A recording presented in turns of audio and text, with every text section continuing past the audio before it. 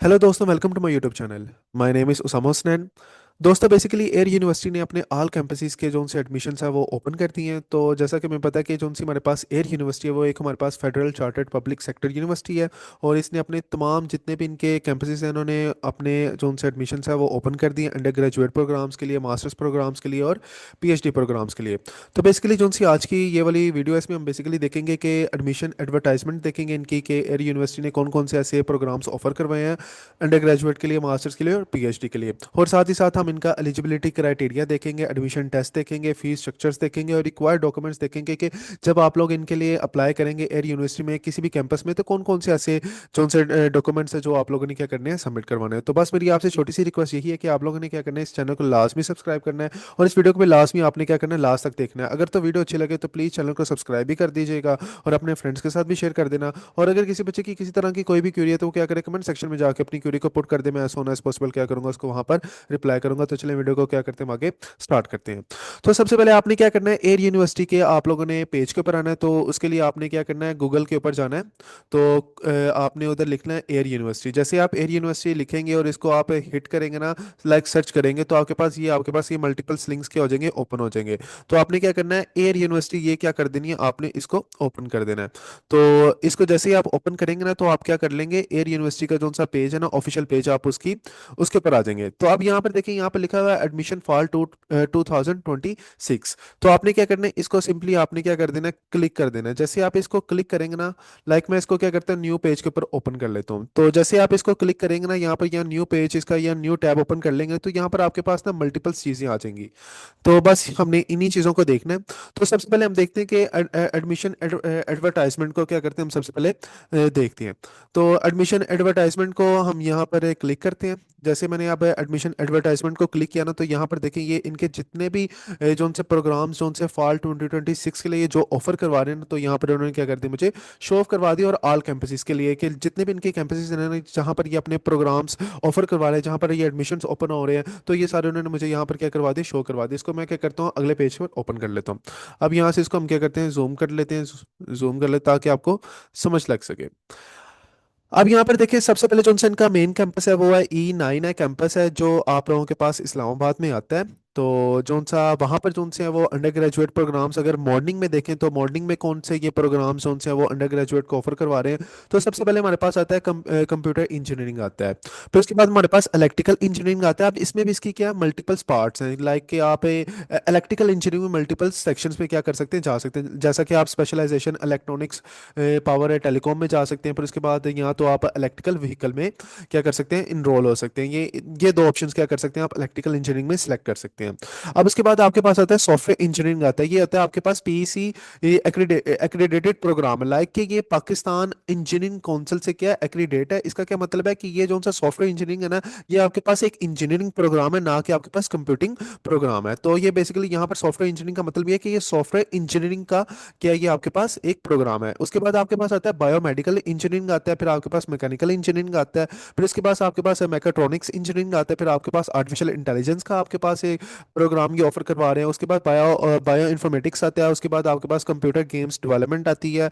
उसके बाद आपके पास कंप्यूटर साइंस है। फिर उसके बाद साइबर फोरेंसिक एंड सिक्योरिटी है, साइबर साइकोलॉजी है, साइबर सिक्योरिटी है, डाटा साइंस है, एम्बेडिंग सिस्टम सिक्योरिटी है। उसके बाद इंफॉर्मेशन टेक्नोलॉजी है। उसके बाद सॉफ्टवेयर इंजीनियरिंग नॉन पीईसी है, लाइक ये आपके पास क्या एक कंप्यूटिंग प्रोग्राम है। उसके बाद आपके पास computational mathematics with data analytics आता है। फिर उसके बाद statistics and data analytics science आते हैं। फिर उसके बाद आपके पास कंप्यूटेशनल फिजिक्स आता है।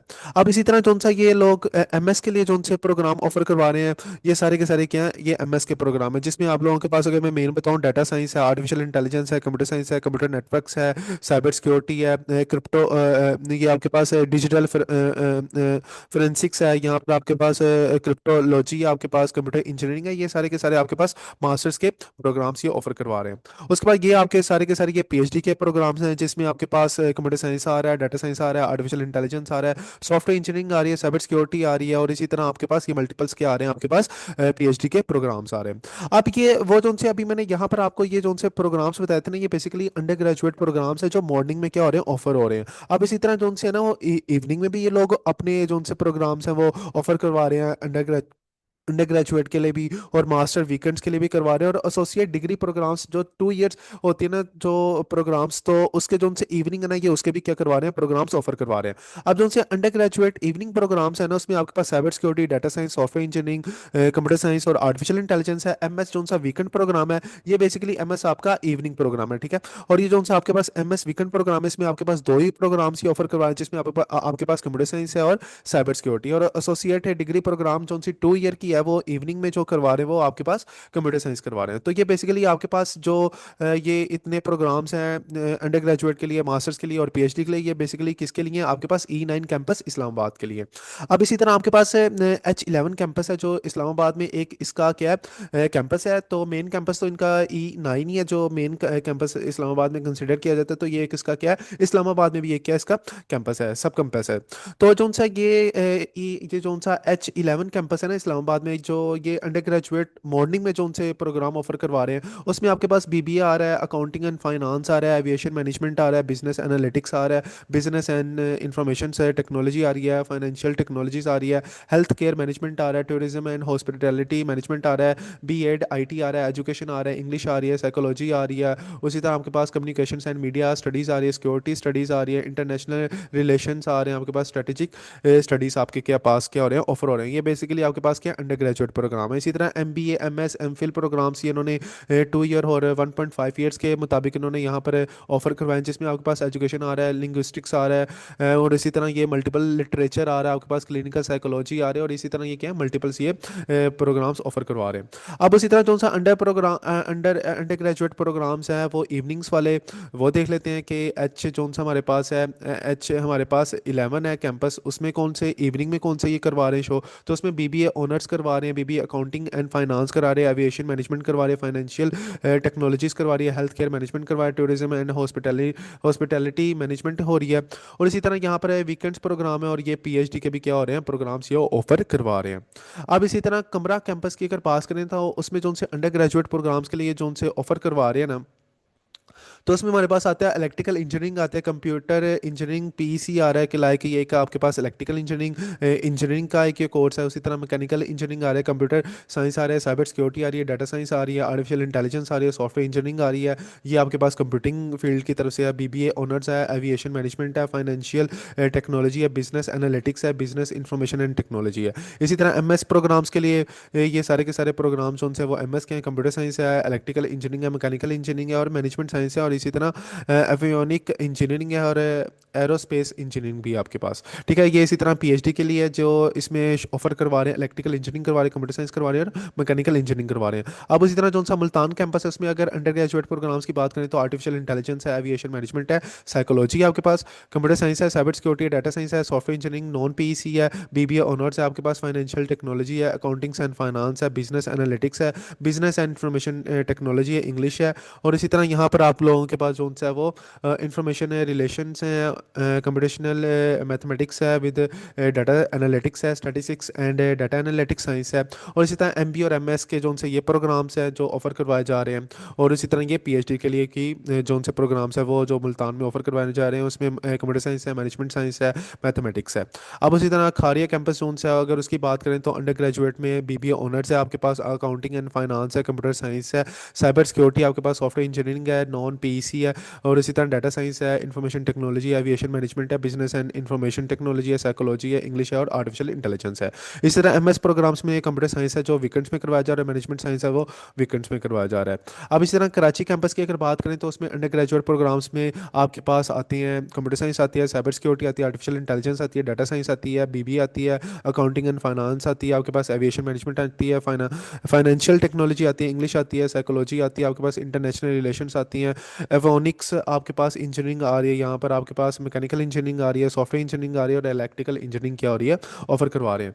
अब उसी तरह जो सा इनका बाहू कैंपस है ना, जो सा बाहू कैंपस है तो उसमें चंद ही इनके जो से अंडर ग्रेजुएट के प्रोग्राम्स जो से ये लोग ऑफर करवा रहे हैं। तो उसमें सबसे पहले कंप्यूटर साइंस आती है, सॉफ्टवेयर इंजीनियरिंग आती है, साइबर सिक्योरिटी आती है आपके पास, आर्टिफिशियल इंटेलिजेंस आती है, बीबी आती है, एविएशन मैनेजमेंट आता है, फाइनेंशियल टेक्नोलॉजी क्या आ रहे हैं, ये प्रोग्राम ऑफर करवाए जा रहे हैं। तो बेसिकली मैंने यहाँ पर आपको हर कैंपस के मुताबिक अंडर ग्रेजुएट मॉर्निंग इवनिंग, उसी तरह एमएस प्रोग्राम्स वीकेंड्स हो गया, इवनिंग इंजीनियरिंग प्रोग्राम हो गया, और उसी तरह पीएचडी प्रोग्राम सारे जो उनसे ये ऑफर करवा रहे हैं ऑल कैंपसेस के, वो मैंने आपको बता दिए हैं। और यहाँ पर आपने एयर यूनिवर्सिटी में जो सी इसकी लास्ट डेट है अपनी एप्लीकेशन को सबमिट करवाने की, वो बेसिकली आपके पास 20 अप्रैल जो सी है वो लास्ट डेट है। आप 20 अप्रैल से पहले पहले क्या करवा सकते हैं, यहाँ पर अपना एडमिशन सिक्योर करवा सकते हैं। अगर तो आपने यहाँ पर अपना माइंडसेट बना रहे हो तो मैं यही कहूँगा कि आप डेट को ना देखें, एज सोन एज पॉसिबल क्या करें, यहाँ पर आप अपना एप्लीकेशन को क्या कर दें, सबमिट करवा दें। अब इसके साथ हम देख लेते हैं इसका एलिजिबिलिटी क्राइटेरिया क्या है, कि लाइक जोन से हमारे पास, एक मिनट में ज़रा इसको जूम आउट कर लूँ क्योंकि वो, अब इसके बाद हम देखते हैं इसका एलिजिबिलिटी क्राइटेरिया। अब इसके बाद आपने क्या करना है, यहाँ पर हमने क्या कर लिया, एडमिशन्स एडवर्टाइजमेंट देखनी है। अब हम क्या करते हैं, एलिजिबल क्राइटेरिया को क्या करते हैं, नेक्स्ट टैब में क्या कर लेते हैं, ओपन कर लेते हैं, इसको हम यहाँ से कैंसिल करते हैं। अब यहाँ पर आते हैं हम एलिजिबिलिटी क्राइटेरिया पर। अब एलिजिबिलिटी क्राइटेरिया किस किस के लिए, associate degree programmes, 2 years programmes के लिए, बैचलर प्रोग्राम्स के लिए, मास्टर्स प्रोग्राम्स के लिए और पीएचडी प्रोग्राम्स के लिए। हम क्या करते हैं यहाँ पर जो सा है वो बैचलर प्रोग्राम्स को देख लेते हैं। अब ये जितने भी बैचलर प्रोग्राम्स है ना, इनका जो सा वो है ना एलिजिबिलिटी क्राइटेरिया वो बिल्कुल सेम है। उसी तरह जो सा मास्टर्स है उनका भी एलिजिबिलिटी क्राइटेरिया बिल्कुल सेम है। पीएचडी का प्रोग्राम्स है उनका भी एलिजिबिलिटी क्राइटेरिया क्या सेम है। अब कुछ ऐसे कोर्सेज या प्रोग्राम्स हो सकते हैं जिनमें थोड़ा सा डिफरेंस आ जाए, लेकिन ऑलमोस्ट जितने भी यहाँ पर बैचलर्स के हो गए, मास्टर्स के हो गए, पीएचडी के हो गए, उनका क्या बिल्कुल सेम है। अब यहाँ पर हम देखते हैं बैचलर्स प्रोग्राम्स को देखते हैं। जैसे कि बैचलर्स प्रोग्राम्स में अगर फॉर एग्जांपल मैं यहाँ पर आता हूँ, बीएस डाटा साइंस देखते हैं, इसको मैंने क्या किया, क्लिक किया। अब इसमें कहता है कि वो कहता है कि एट लीस्ट आपके 50% मार्क्स क्या होने चाहिए, HSC के होने चाहिए, लाइक आपके जो उनसे 50% मार्क्स होने चाहिए, इंटरमीडिएट में आपके पास होने चाहिए, और एग्जामिनेशन विद मैथमेटिक्स और equivalent qualification with mathematics certified IBC. अगर तो आपने कोई दूसरी, अगर कोई दूसरी आपने कोई डिग्री की है तो वो क्या होनी चाहिए, आपकी आईबीसीसी से क्या होनी चाहिए, आपकी वेरीफाइड होनी चाहिए। और इसी तरह जो उनसे आपके at least 50% marks in intermediate examination pre medical और इक्विवेलेंट क्वालिफिकेशंस। अब तो अगर आप लोगों ने प्री मेडिकल किया है तो तब भी आपके पास क्या होने चाहिए, 50% मार्क्स आपके तब भी होने चाहिए। तो नोट आप नोट करने की यहाँ पर बात यह है कि अगर आपने प्री मेडिकल, अगर आप साइड से है ना, तो आपके जो से होंगे ना वो आपने क्या पढ़ने होंगे, डेफिशिएंसी आपने कोर्सेज पढ़नी होंगी ये मैथमेटिक्स की, 6 क्रेडिट आवर्स की। 6 क्रेडिट आवर्स मतलब 3 क्रेडिट आवर्स का एक बनता है कोर्स। और इसी तरह आपने क्या करने होंगे, पहले 2 सेमेस्टर्स में आपने 2 मैथमेटिक्स के कोर्स क्या करने होंगे, पढ़ने होंगे। तो ये बेसिकली आपके पास क्या एलिजिबिलिटी है, आपके पास जो अगर ये आपके एलिजिबल आप इसके ऊपर हो रहे हैं तो आप क्या कर सकते हैं, एयर यूनिवर्सिटी में बीएस डाटा साइंस में क्या कर सकते हैं, आप अप्लाई कर सकते हैं। अब उसके बाद अगर हम ऊपर जरा जाते हैं तो इधर कंप्यूटर साइंस को देख लेते हैं। तो कंप्यूटर साइंस में भी यही क्या है, इंटरमीडिएट में आपके 50% मार्क्स होने चाहिए। अगर कोई दूसरी डिग्री है तो वो क्या होनी चाहिए, आपकी आईबीसीसी से क्या होनी चाहिए, वेरीफाइड होनी चाहिए। और इसी तरह जो सा प्री मेडिकल वाले स्टूडेंट्स हैं उन्होंने क्या करना है, मैथमेटिक्स के 2 कोर्सेज जो उनसे वो फर्स्ट 2 सेमेस्टर्स में क्या करने हैं, उन्होंने कवर करने हैं। और इसी तरह अगर हम बात करें इधर आर्टिफिशियल इंटेलिजेंस की बात कर ले, मेन मेन जो उनसे मैं वो ओपन कर रहा हूँ ताकि आप लोगों को मैं बता सकूं, क्योंकि ज़्यादा वीडियो हमने लंबी नहीं करनी। इसी तरह जौन सा आपके पास बीएस आर्टिफिशियल इंटेलिजेंस आता है उसी में भी आपके पास क्या होना चाहिए, इंटरमीडिएट में आपके 50% मार्क्स होने चाहिए। अगर कोई और डिग्री है तो वो क्या होनी चाहिए, आपकी आईबीसीसी से सर्टिफाइड होनी चाहिए। और इसी तरह जो प्री मेडिकल है वो उनके लिए सेम क्या है, वही 6 क्रेडिट आवर्स उन्होंने क्या करने, कंप्लीट करने हैं। तो ये तमाम जो चीज़ें हैं वो सेम है। उसी तरह अगर हम मास्टर्स प्रोग्राम्स की बात करें, अब मास्टर्स प्रोग्राम्स में अगर हम देखें, मास्टर्स डाटा साइंस इवनिंग में देख लेते हैं। तो इसी तरह यहाँ पर उन्होंने ये बताया हुआ है कि ये जो से आपने कोर्सेज हैं, ये कोर्सेज आपने किए होने चाहिए। ये तमाम इन्फॉर्मेशन ना यहाँ पर बताई है कि ये वाले जिन्होंने किए, लाइक कंप्यूटर जिन्होंने किया हुआ है, सॉफ्टवेयर किया, इलेक्ट्रिकल इलेक्ट्रॉनिक्स, टेलीकॉम, ये बायोमेडिकल्स, एवियोनिक्स, नेवल आर्किटेक्चर, जिन्होंने ये कोर्सेज किए हैं ना और जो उनसी यूनिवर्सिटी से किए हैं, अगर वो एचईसी से रिकॉग्नाइज है ना, तो तब भी आप क्या कर सकते हैं, एमएस डाटा साइंस इवनिंग में यहाँ पर क्या कर सकते हैं, अप्लाई कर सकते हैं। और आपका बैचलर में जो सा सीजीपी है ना वो एटलीस्ट 2 होना चाहिए आउट ऑफ 40।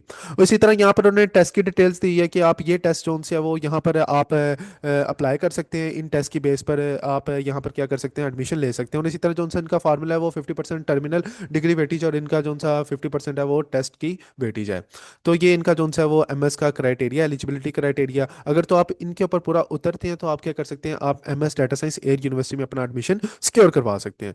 अब उसी तरह अगर मैं कंप्यूटर साइंस की, इसकी एमएस कंप्यूटर साइंस की बात करूँ, ये मेरे पास। अब इसी तरह MS computer science evening and weekends, वो सारी की सारी चीज़ें हैं कि आपका क्या होना चाहिए, आपके 130 क्रेडिट आवर्स क्या होने चाहिए, आपने बीएस जोन सी की हुई है उसमें आपके 130 क्रेडिट आवर्स क्या होने चाहिए, कंप्लीट होने चाहिए। और एटलीस्ट आपका 2 सीजीपी होना चाहिए। और इसी तरह ये टेस्ट जोन से आप इसकी बेस पर क्या कर सकते हैं, यहाँ पर अप्लाई कर सकते हैं। और ये मस्ट याद रखना कि अगर आप कोई सा भी अगर ग्री का टेस्ट अप्लाई कर रहे हैं ना, तो आप ये देख लें कि वो एमएस का जब एडमिशन है उसकी जोन सी है ना, एडमिशन अप्लाई करने से पहले पहले वो आपके पास टेस्ट मौजूद हो। एडमिशन के बाद वो आप लोगों के लिए अगर टेस्ट है है, तो वो आपके लोगों के लिए क्या नहीं होगा, एप्लीकेबल नहीं होगा। और इसी तरह ये इनका क्या फार्मूला है जिसमें 50% टर्मिनल डिग्री वेटेज है और 50% इनकी टेस्ट वेटेज है। और इसी तरह अगर हम पीएचडी की पीएचडी प्रोग्राम्स की बात कर लें, तो पीएचडी प्रोग्राम्स में भी हमारे पास अगर देखें आर्टिफिशियल इंटेलिजेंस में, तो ये बताया गया कि आपकी 18 एजुकेशन आपकी कंप्लीट होनी चाहिए और ये टेस्ट आपके पास होने चाहिए। और वही बात होगी, this must be pass before the date of admission in PhD programme. और इसी तरह जौन सा होगा वो सिलेक्शन, जौन से फाइनल सिलेक्शन होगी ना, वो इंटरव्यू की बेस पर होगी। तो ये बेसिकली एलिजिबिलिटी क्राइटेरिया थी, अगर आप लोग बैचलर्स के लिए अप्लाई करें, मास्टर्स के लिए अप्लाई करें, या पीएचडी के लिए क्या करें, अप्लाई करें। अब इसके बाद हम देखते हैं यहाँ पर इनका टेस्ट, देखते हैं कि टेस्ट इनका कैसा होता है।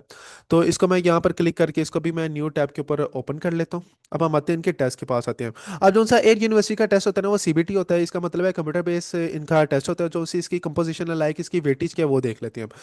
अगर हम बात करें ना, अब देखें कि आप अगर इंटरमीडिएट में ना, तो इंटरमीडिएट में आपके पास मल्टीपल्स कैटेगरीज होती है, लाइक प्री मेडिकल वाले बच्चे होते हैं, प्री इंजीनियरिंग वाले बच्चे वाले होते हैं, आईसीएस में भी मल्टीपल्स आपके पास कैटेगरीज आ जाती है। तो उसके मुताबिक यहाँ पर ना इन्होंने अपने टेस्ट क्या किए हुए हैं, डिफाइन किए हुए हैं। तो अब वो कहते हैं कि अगर आप लोग 12 ईयर आपकी एजुकेशन है और वो आपके प्री इंजीनियरिंग ग्रुप में से है, तो आपके पास जो से होगा वो 20% आपके पास इंग्लिश होगी, 25% आपकी एनालिटिक्स होगी, 25 आपके पास क्वान्टिटेटिव होगी। और जो सी इंग्लिश होगी ना, उसमें आपके पास सेंटेंस कंप्लीशंस होगी, एनालॉगी एनालॉजी होगी, एंटोनमी होगी, आपके पास कंप्रीहेंसिव होगी, और सिनोनिम सिनोनिम होंगे आपके पास। और इसी तरह जो सा एनालिटिक्स है उसमें 25% इसकी वेटेज होगी, सिनेरियो बेस होगा, और स्टेटमेंट्स बेस इसमें क्या होंगे, आपके पास क्वेश्चंस आएंगे। अब उसी तरह जो सा क्वांटिटेटिव है उसमें 25% होगी, उसमें अर्थमेटिक्स क्वेश्चंस आएंगे, अलजबरा के आएंगे, और ज्योमेट्री के आएंगे। और इसी तरह जो सा फिजिक्स है उसके 10% होंगे, केमिस्ट्री के 10% होंगे, और मैथमेटिक्स के 10% होंगे। तो इसको मिला के आपके पास क्या होंगे, 100% मार्क्स आपके बनेंगे। अब वही बच्चा अगर कोई जो प्री इंजीनियरिंग का नहीं है और वो प्री मेडिकल का है, तो उसमें क्या होंगे, इंग्लिश की 20% वेटेज होगी, एनालिटिक्स की 25% वेटेज होगी, और क्वांटिटेटिव की 50% वेटेज होगी, और इसी तरह फिजिक्स के 10% होंगे, केमिस्ट्री के 10% होंगे, बायोलॉजी के 20% होंगे, और इसी तरह आपके पास क्या बनेगी, 100% टोटल वेटेज इसकी बनेगी। और इसी तरह अगर देखा जाए for candidates with 12 years education in arts group, अगर कोई आर्ट्स वाला है तो उसका जो सा टेस्ट होगा वो कैसा होगा, तो उसमें जो सा इंग्लिश होगा वो 20% का होगा, एनालिटिक्स 25% की होगी, क्वांटिटेटिव 50% का होगा, इस्लामिया 10 की होगी, पाक स्टडी 10 की होगी, और इसी तरह जनरल नॉलेज प्लस जो सा उसका करंट अफेयर होगा वो 10% का होगा। और इसी तरह ये क्या बनेगा, आपके पास 100% बन जाएगा। और इसी तरह अगर कोई बच्चा जो सा वो कंप्यूटर साइंस के ग्रुप में से है, और वो अप्लाई करना चाह रहा है यहाँ पर, तो उसका जो सा टेस्ट होगा उसमें इंग्लिश के 20% होगी, एनालिटिक की 25% होगी, क्वांटिटेटिव की आपके पास 25% वेटेज होगी, और इसी तरह फिजिक्स की आपके पास 10 होगी, कंप्यूटर की आपके पास 10 होगी, मैथमेटिक्स की आपके पास 10 होगी, इसी तरह ये क्या बनता है, आपके पास 100 बनता है। और इसी तरह जो सा आपके पास कैंडिडेट्स है जिन्होंने 12 ईयर एजुकेशन जो इन्होंने अपनी जनरल साइंस ग्रुप में अगर उन्होंने कंप्लीट किया, तो उसका जो सा टेस्ट होगा वो कैसा होगा, तो इंग्लिश उनका 20% होगा, एनालिटिक्स उसका 25% होगा, क्वांटिटेटिव उनका 25% होगा, और इसी तरह मैथमेटिक्स के 10% होंगे, स्टैटिस्टिक्स के 10% होंगे, इकोनॉमिक्स के 10% होंगे। तो इस तरह मिला के आपके पास क्या बनेगा, 100 बनेगा। और इसी तरह जो बच्चे हैं, जो कैंडिडेट्स हैं, जो उन्होंने अपनी एजुकेशन 12th एजुकेशन जो उनसे कॉमर्स ग्रुप में की हुई है, तो उनके जो उनसे होंगे इंग्लिश 20% होगी, एनालिटिकल उनका 25% होगा, और इसी तरह क्वांटिटेटिव उनका 50% होगा, और अकाउंट्स में उनके 40% हो गए, कॉमर्स में उनके 30% हो गए, इकोनॉमिक्स में उनके क्या होंगे, 30% होंगे, और इसी तरह ये मिला के क्या होंगे, आपके 100% क्या बनेगी, वेटेज बनेगी। अब अगर तो कोई बच्चा ये देखता है कि यार मैं एयर यूनिवर्सिटी का जो सा सीबीटी टेस्ट है, इनका कंप्यूटर बेस्ड टेस्ट है, वो नहीं देना चाहता, तो इसके अलावा भी जो सी है ना, काफ़ी टेस्ट है जो क्या करते हैं, एयर यूनिवर्सिटी क्या करते हैं, एक्सेप्ट करता है। तो वो यहाँ पर एग्जाम्शन क्राइटेरिया के तौर पर उन्होंने क्या किया, इंट्रोड्यूस किया हुआ है। तो यहाँ पर उन्होंने बताया कि जितने भी ऑल इंजीनियरिंग प्रोग्राम्स है ना, तो वो यहाँ तो क्या कर सकते हैं, नेट आई दे सकते हैं, इंजीनियरिंग का नेट दे सकते हैं, आईसीएस का नेट दे सकते हैं, यू सेट है इंजीनियरिंग का दे सकते हैं, यू सेट है कंप्यूटर साइंस का दे सकते हैं, और इसी तरह जो सा वो यूईटी की लाहौर का जो सा वो टेस्ट दे सकते हैं, एनईडी यूईटी जो सा कराची दे सकते हैं, उसी तरह नस्ट का टेस्ट दे सकते हैं, H C U SET E दे सकते हैं। ये तमाम जो सी है ना, ये इंजीनियरिंग के लिए इन्होंने क्या किया, यहाँ पर इन्होंने डिफाइन की हुई है। अगर तो आप एयर यूनिवर्सिटी का कोई ऊपर से टेस्ट नहीं देना चाहते, तो आप ये टेस्ट जो सर वो क्या करवा सकते हैं, इंजीनियरिंग प्रोग्राम में अगर आप अपना एडमिशन करवाना है, तो यहाँ से कोई भी टेस्ट भी आप क्या करवा सकते हैं, यहाँ पर सबमिट करवा सकते हैं। और इसी तरह जो से अगर देखा जाए for all computer science related programmes, तो उनके लिए नेट है, आईसीएस है, नेट आई है, नेट आई है मेडिकल के लिए, यू सेट इंजीनियरिंग के लिए, यू सेट मेडिकल है, और यू सेट कंप्यूटर साइंस है। तो ये बेसिकली आप क्या करवा सकते हैं, हैं। अगर तो आप कंप्यूटर स्टडी से रिलेटेड प्रोग्राम्स में अगर अपना एडमिशन करवा रहे हैं तो आप ये भी टेस्ट क्या करवा सकते हैं, यहाँ पर सबमिट करवा सकते हैं। फॉर ऑल बिजनेस मैनेजमेंट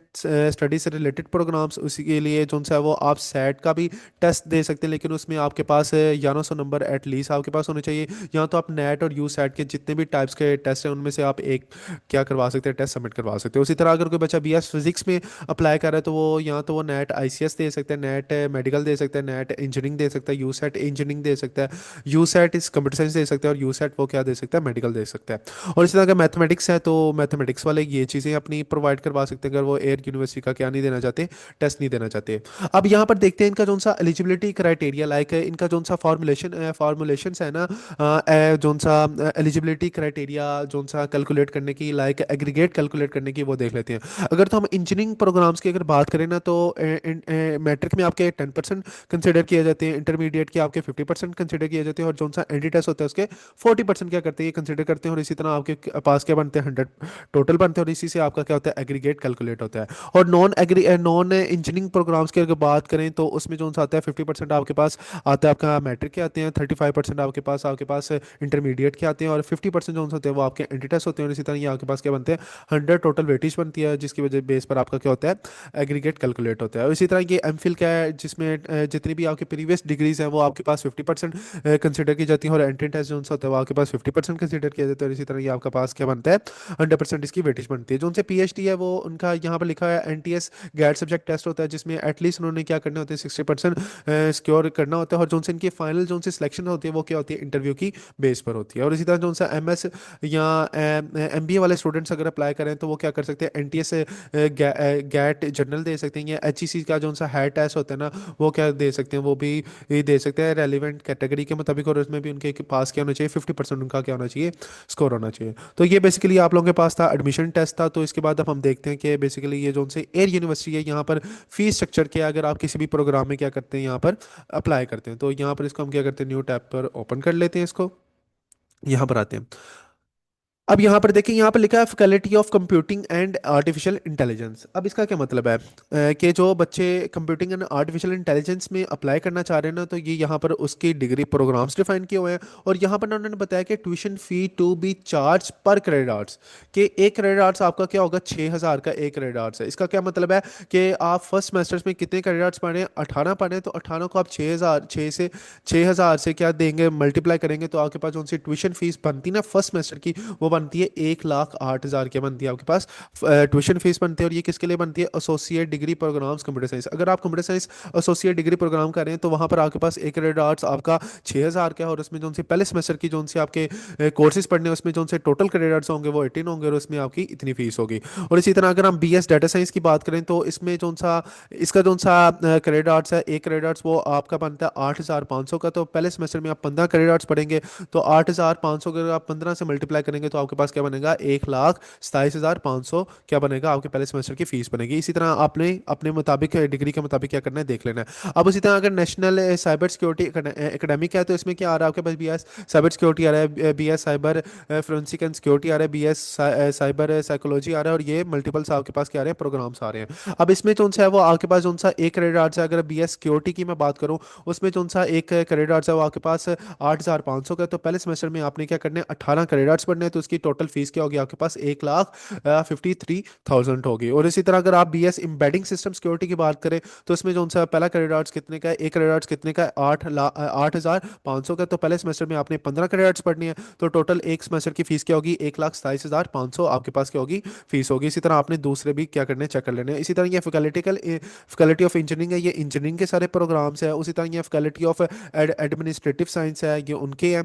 यहाँ पर आपके पास क्या है, क्रेडिट आवर्स के मुताबिक, पर क्रेडिट आवर्स के मुताबिक यहाँ पर लिखा, और यहाँ पर टोटल क्रेडिट्स लिखे हैं, और यहाँ पर उसकी पहले सेमेस्टर की क्या लिखी है, फीस लिखी है। ये इसी तरह ये institute of avionics and aeronautics की यहाँ पर आ रही है। और इसी तरह यहाँ पर फैकल्टी ऑफ सोशल साइंस आ रहा है आपके पास, faculty of basics and apply science आ रहा है। अगर हम जरा थोड़ा सा नीचे जाए ना, यहाँ पर एक्स्ट्रा चार्जेस भी क्या हुए हुए हैं, लिखे हुए हैं। तो उन्होंने लिखा है कि एप्लीकेशन एडमिशन प्रोसेस चार्जेस होंगे आपके पास 2,500 आपका ये होगा। उसी तरह यहाँ पर एक ये चीज़ के भी आपने पैसे चार्जेस इनको देने होंगे, जिसमें एक एक 1800 आपका ये होगा। एडमिशन फीस आपकी होगी 20,000 एडमिशन फीस होगी। उसी तरह एक कोई इनका फंड है, उसमें आपने क्या देना है, 5,000 वो सबमिट करवाना है। और इसी तरह आप पर सेमेस्टर जो है ना आपके पास क्या होना चाहिए, 6,000 भी आप क्या देंगे, चार्जेस एक आप देंगे। उसी तरह सिक्योरिटी डिपॉजिट आपकी क्या होगी, 10,000 आपकी क्या होगी, सिक्योरिटी डिपॉजिट होगी। और इसी तरह ये जो सा 5,000 है ना, ये आपने क्या करना है, हर 5,500 जो है ना वो आपने सेकंड सेमेस्टर में क्या करते जाना है, इनको प्रोवाइड करते जाना है, देते जाना है। तो ये बेसिकली थी आप लोगों के पास फीस स्ट्रक्चर था। अब जैसा कि अब हमने फीस स्ट्रक्चर्स भी देख लिया, अब इसके बाद हम देख लेते हैं कि रिक्वायरमेंट